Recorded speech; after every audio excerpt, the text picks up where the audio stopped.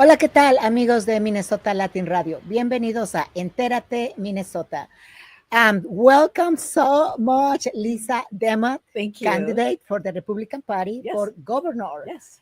Well, you are the front of the run, so I want my audience to know who is Lisa Demuth. Thank you. Thank you. And I really appreciate the honor to be with you today. Oh, no, When you ask who Lisa Demuth is, it depends on what part you want to talk about, but I'll try to make it very fast for you.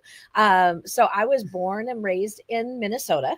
Yes. I live in greater Minnesota, but have the honor of working here in the legislature right now. I've served in the legislature for 4 terms. So this Wow. is year number 8. Oh, my. But I am Speaker of the House. You are the Speaker I of the am, House. and that is an honor of a lifetime. But it's because we have good work to do here in Minnesota.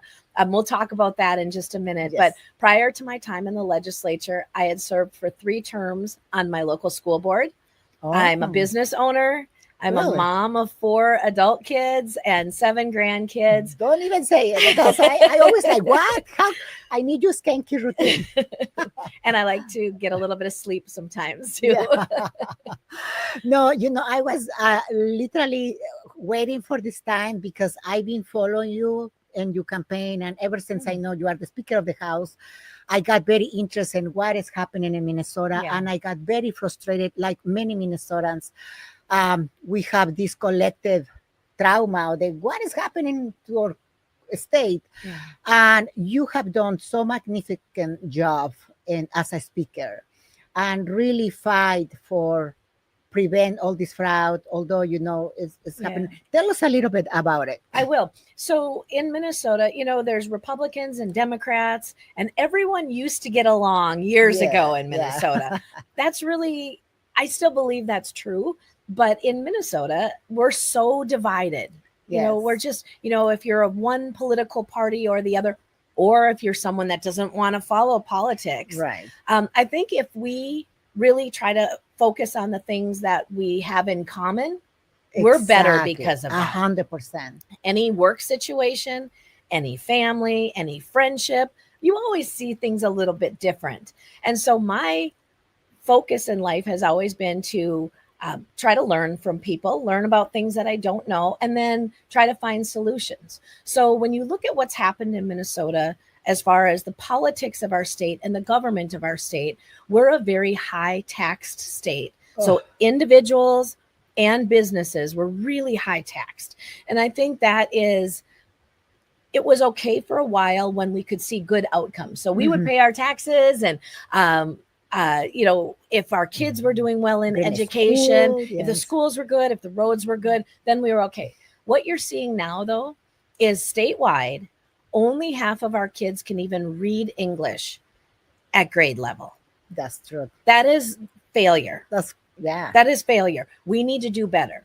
And so even the conditions of our roads, and you think property taxes, all of those things, what we're seeing is our taxes are really high, but yet now we found out about all of this fraud. So when I became Speaker of the House, there had been talks that there were fraud, but nobody really wanted to do much about it. I created the Fraud Prevention and Agency Oversight Committee to focus on that, to look at the agencies. So think Department of Education, Department of Human Services, that really help people, maybe someone with disabilities or special needs. We want to be able to help people. But when we find out that those tax dollars are going out to fraud, that's not helping anyone. No. And so that's why I created that committee as soon as I became Speaker, because I wanted to focus on it and then find ways to correct it or make it better. When you think about fraud, that is someone is stealing our tax dollars. Really, it's theft. Yes. That shouldn't be partisan. That shouldn't be Democrat or Republican. 100%. That should be, let's figure it out 100%. and find ways to end that. So really, that's been my motivation. Outside of that, though, my time in the legislature, I've served on the Education Committee. I've served on Greater Minnesota Jobs and Health Finance. That was before I was in leadership. I just want to make Minnesota better. That's and you're doing such a great job. Thank you. So tell me, so what was that you say, I need to run as a governor? So people will say, did you always follow politics when you were younger, or did you always think of being even a state representative? Never. I've Really? never thought of myself like this, just wanting to serve my community. So, in my time in the legislature, and I've watched how things have been done. Some things I agree with, some I think need to be done differently. And Of course. especially now where we're such a high tax state, there's fraud in our state. We're not doing good things for our businesses or for our families. It was over the very late summer, early fall that I said, you know what? If there's a pathway for a Republican to win, because we haven't had a Republican governor in 20 years. Yeah. And I needed to know that there was at least a chance. And here's why I believe there's a Okay. chance. In order to give everything up, because I am at the end of this legislative session, I give up my House of Representatives seat no matter Yeah. what happens. So that's a big risk. Yeah. But I believe it's possible. Last election, so think midterm 2022, Mhm. 200,000 Republicans didn't show up to vote. Oh, My running mate is Ryan Wilson. He ran for state auditor back in 2022. He lost by 8,000 votes. If everyone would have shown up, every Republican, he would have been our state auditor. So when I 100%. looked at those numbers and I was listening to Minnesotans across the state, even Democrats, even Republicans, even independents saying we need something different. I thought, you know what? I am going to step up and run. So I built a really good team. I have an excellent running mate. I'm the Yes. only candidate, Who has, Republican or Democrat, who had a that running even mate, has yeah. a running mate. And we've been across the state so far, bringing that message of hope that things can be better here in our state. We can save our tax dollars. We can make things easier, especially think of our senior citizens, those that have worked really hard. They're still being taxed on their Social Security. We're one of just a few states that still does it. So there's small things that we can do, that we can change, that will make a big difference in people's lives. That's why I'm running. And how will you call like everybody? Because I think I want people get to know you because you always bring this message of unity. Mhm. And it really is like you just said, if we really focus on things that bring us together, Yeah. I think everybody wants safety cities. Yep. Right, we want good school for our children. We want good opportunity. Like we put up with the very harsh winters Yes, in we did. Minnesota. But before we did it, okay, but it's a good stay and good schools. Mhm. But now it's like education is declining, crime is rising, especially in Minneapolis, high taxes, and in the top, the weather don't get better. So how do you unite people and say, I don't care you are a Democrat or Republican, we want to make our state better? Yeah. So I have proven leadership in that. So in the House of Representatives this term, so starting in 2025, after the 24 election, this is the second time in Minnesota history that we have been exactly tied in the House of Representatives. What that means is the voters across the state, when they voted for their representative, there are 67 Democrats and 67 Republicans, equally tied. So what we had to do, and I worked with the former speaker, Melissa Hortman. She and I got along very well. She didn't like my politics and I didn't like hers, but she was the only speaker that I had ever served under. And I had a lot of respect for the way she drew people in and wanted to work with people, even if they weren't her same political party. That was a good example. And so when we realized we were in a tie, we were texting back and forth at about 2:30 in the morning of election night, and we knew we had to figure it out. We had to find a way forward. And so we did some really unique things where in every one of our committees in the House of Representatives, so, whether it's a health committee or education or jobs, all of the different committees, commerce, everything we have, it's equally divided. That means there's two chairs rather than just one, co-chairs, a Democrat and Republican, equal number of membership. So equal number of Democrats, Republicans, and then the gavel, so who's in charge of the committee each day, travels back and forth. It alternates. One day it's a Democrat, one day it's a Republican. The good thing about that is if any bill is going to be heard and then passed out of the committee to go for a vote, it has to be bipartisan. That means people are voting together. Exactly. Not everybody, but it has to be at least one from the other side or more. And we watched that happen. That's how we passed the whole state budget last year. Isn't it amazing? And so I know that I can bring people together and find those areas that we agree on. And sometimes we can find compromise. Other times we have to agree that we don't agree. And yet we can do that respectfully. And so I have that proven leadership because of my leadership as Speaker of the House, and I'm the sole speaker. And I'll tell you real quick on this. The reason I am the only speaker rather than co-speakers is there was a Democrat that won the seat in Roseville, Minnesota in 24. He didn't live in the district. And by law, you have to live there. Right. So the first day of session, there were 67 Republicans and only 66 Democrats. So that wasn't a tie. And I wasn't going to negotiate co-speakers. I said, you don't have a tie anymore. So there was a special election that was called then. But the Democrats were so frustrated with math. 67 is one more than 66. They were mad. They stayed out of office for the first time. 23 days. They boycotted because they were mad.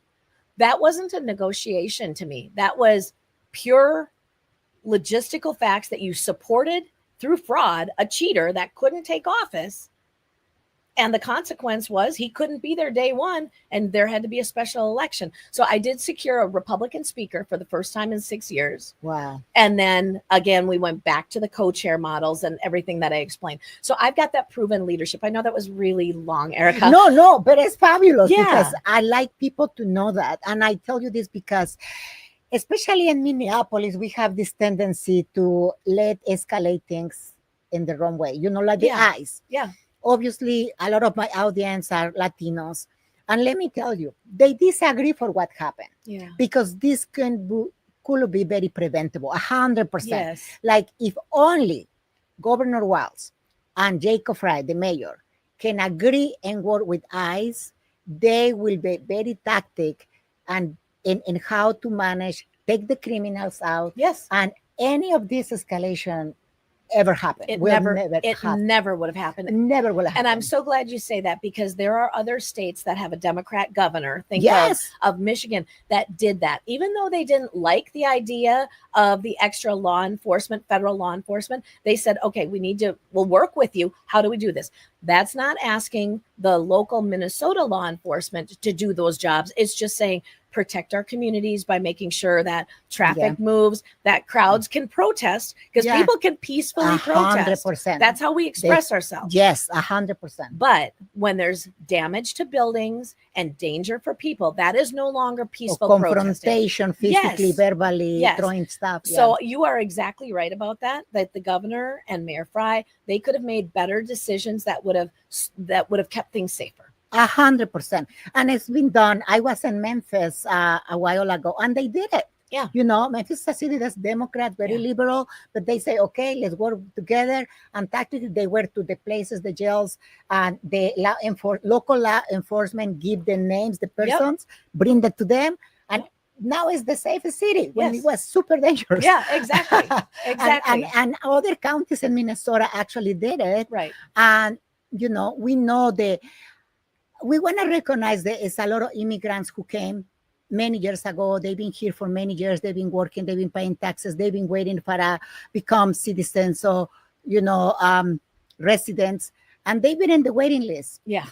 And then when President Biden opened the border and give documents and those papers and permits to all these people and give them welfare, because the people before Biden never qualified for anything. Right. So that's the children of these families that came before Biden are the ones who vote for Donald Trump, because they've been trying to do the right thing and earn the trust and the opportunity to be part of, legally part of the community. And then President Biden just open the border where a lot of criminals came, cartels, members, human traffickers. I mean, you name it, children. Yes. It just broke my heart. At least they found 3,000 children in Minnesota. Yes. Why the news are not talking about it? Yeah, they don't. I asked, or I mentioned that in a different interview, and they said, well, we don't know that it was 3,000. I said, if they even found one child that was trafficked or was taken against their will, that's good. Yeah. It just is good. We have to uphold the federal laws. Could there be improvements made to our federal immigration laws? Absolutely. 100%. Absolutely. Yeah. But the way that you do that is changing federal law. Exactly. And there's a process, and that is why we need to look at all pieces of it. Yeah, I know one senator for Florida, Maria Luisa Salazar, something. They are trying to pass a bill about the American Dignity, or no, Dignity Bill. Okay. And it's about people who've been here in America who prove to never have a criminal record, who have working, people who can earn it. Yeah. Being a citizen. So they try to help them. We don't know, how that works. But that at the point is, if you really want to help an immigrant community, do it the right way. Yes. Protesting and be against law enforcement or be against what the president say is not the way. You're right. It's just create more violence, and it's escalating and actually hurting more the people that you try to protect. Right? Yes. Yeah, exactly. So tell me, how do you feel against Amy Klobuchar, which is probably the biggest contender because it's the other party? So when I decided to run for governor, I was talking to my team and I said, I don't think Governor Walz is going to be on the November ballot. But he had already announced, and they said, don't say that because that's who we know. And I said, you're right. But the way I started talking about that is I am stepping up to run for governor because I know I am the best qualified to make the changes that our state needs. And that's why I'm running for governor. And I'm running to defeat whoever is on the November ballot as a Democrat. Now we know it's Amy Klobuchar at this moment. I don't know. They could do another switch. Who knows? But here's what I'll say. Minnesotans are looking for a change. And they sent that the only legislative races this last November, so November of 24, that were on the ballot were just the House races. Yet instead of having Democrats in control again, voters said we want something different and sent back the tie. So sent Republicans to do the work. That is what I believe is going to happen in the 26th election, that Minnesotans are tired of what they've experienced under full Democrat control back in 23 and 24. Remember, we had $18 billion of a surplus that was completely spent, not returned to taxpayers, no, not invested in a way that is meaningful and ongoing, plus all of our taxes and fees were raised. So when you think about it, Senator Klobuchar has been in Washington for 20 years. So Attorney General Ellison was in Washington. He came to Minnesota as Attorney General. Governor Walz was in Washington as a congressman, came to Minnesota as governor. I don't think Minnesota needs any more Washington-style politics brought to our state. That is not what we need. Senator Klobuchar has not even protected our federal tax dollars from fraud, because we know the fraud here in the state of Minnesota, it was state tax dollars, but it was also federal tax dollars, the Feeding Our Future, the big scandal. That was federal tax dollars. And yet I never heard Senator Klobuchar say anything against that. And those were federal dollars. She has supported Governor Walz in his run for re-election. She's never protected our tax dollars. And so there is really no difference between Senator Klobuchar in trying to run for governor or Governor Walz in a third term. They are the same. And Minnesotans don't need that. It is time for a change. Absolutely. And, unfortunately, like sometimes the main media in Minnesota doesn't really cover everything, is very biased. Isn't that something? Isn't it something? Like, I wish people, because, when people hear me talk, at least like this immigration, they think, I'm against the opposite. I want to help my community. I want them to be better, but it has to be in the right way. Yes. Right. And I see, well, this person has been in the Senate for 20 years. What she has done about immigration laws? Well, she supported President Biden, and he's the one that opened our borders. So the cartels. So I don't know. But so how do you think we can defeat this misinformation or? Again, when I look at winning the 26th election, it's going to take every Republican to show up. And then voters need to be educated on who they're voting for. So if people want change, they're going to vote for Lisa Demuth. If they want to look at my record and the things that I've accomplished in the legislature, they can look at that. If they're going to, if Senator Klobuchar is the one on the ballot, people need to know, how has she protected us? What has she done? What is her record? Exactly. And why are things not better? Yeah, 100%. But voters have to be educated. And that's in legislative races, in governor's races, that is in judicial races. A lot of times people don't pay attention to that. but we need to look at the record of our judges, because a lot of times our law enforcement, they're doing excellent things and they're working hard, and then they make an arrest, and yet the judges will sometimes spin them out and release them. so that is not making our communities safe. So voters, it's time to really step up and be educated. And I think if we really want to change in Minnesota, we need a clean house. We cannot have, we need a new governor, a new, a different party. Probably. Absolutely. Give it a chance to a different party. Yeah, it's time. My last question, I know you have a lot, like your agenda is so tight. So first of all, I thank you so much for making time to come. I really wanted to have you. Many people have been asking me, when you're going to have Lisa Demuth? So I'm so glad you are here. And just to close our interview, what would you say to the Latino community in Minnesota? Yeah, I would say my message for the Latino community is thank you for being here. It is something that I would share with all Minnesotans. So I don't even look at different communities, yet I really do value the Latino community too. But I understand that everyone wants to afford their lives and have a good education for their kids, that our kids are going to get that education. Businesses, when we are owning businesses and running businesses, not only do we want less mandates and an ability to work hard and be proud of what we earn, we want safe communities.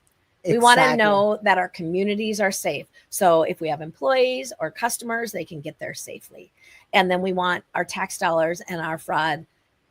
We want our tax dollars saved and our fraud to end. That is across the board what every community needs. Every community. Absolutely. And because of that, we'll take all of us and our individuality and the things we can learn about each other and be better because of it. Absolutely. Well, Lisa, thank you so much for being here. And again, please come back, hopefully before the elections. I would be honored to. Please come. Thank you. Well, thank you. Have a good night. Thank you so much.